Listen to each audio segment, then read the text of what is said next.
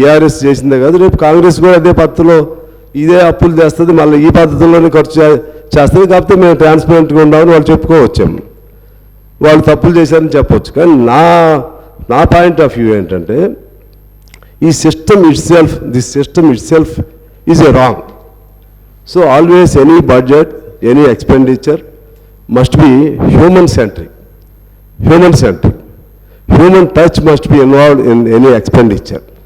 ఇవాళ మనం తీసుకుంటే చాలా ఖర్చు పెట్టాం, చాలా ప్రాజెక్టులు కట్టాం. కానీ ఈ రాష్ట్రంలో దేశ లెక్కలు వేరే ఉన్నాయి.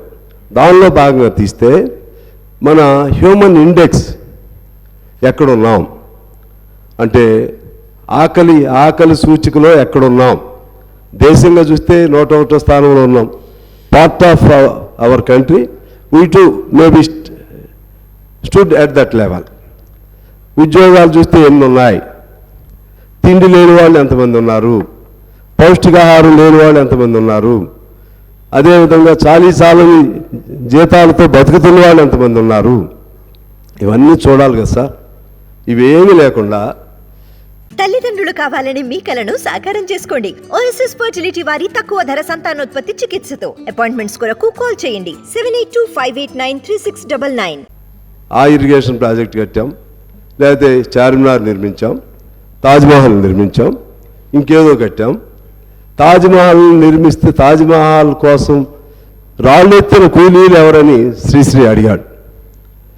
అంటే అసలు కింద జనం మనం ఏది చేసినా అది జనాలకు అందుతుందా లేదా, జనాల బతుకుల్లో బాగు జరిగిందా లేదా, ఆకలి బాధలతో అర్ధాకలితో కూలినాలి చేస్తున్నటువంటి వాళ్ళు సంపద సృష్టిస్తుంటే ఆ సంపదను అప్పుల పేరుతో మనం వాడుకుంటున్నాం. ఆ అప్పులు తిరిగి వెళ్తున్నాయా కిందకి?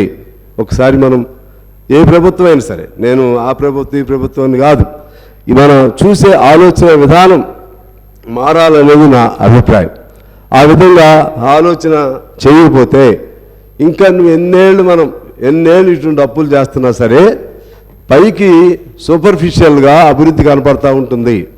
కానీ కిందికి వెళితే మరలా ఎక్కడ వేసిన గొంగళి అక్కడే ఉంటుంది.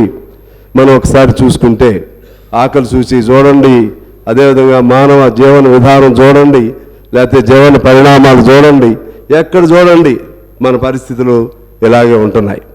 ఇవాళ మీరు చూసుకుంటే రాష్ట్రంలో ఎంతమంది అంటే అవుట్సోర్సింగ్, అలాగే కాంట్రాక్ట్ కార్మికులకు సంబంధించి అప్పుడు కేసీఆర్ గారు ఓ మాట చెప్పారు. మరి అది మేనిఫెస్టోలు పెట్టారు లేదా, మళ్ళీ దాని జోలికి వెళ్ళను, మళ్ళీ అది కాంట్రవర్సీ అయింది. నేను దాని జోలికి వెళ్ళను. కానీ ఈ repeatedly said that when we achieve our Telangana, there won't be any outsourcing system and there won't be any contract worker system.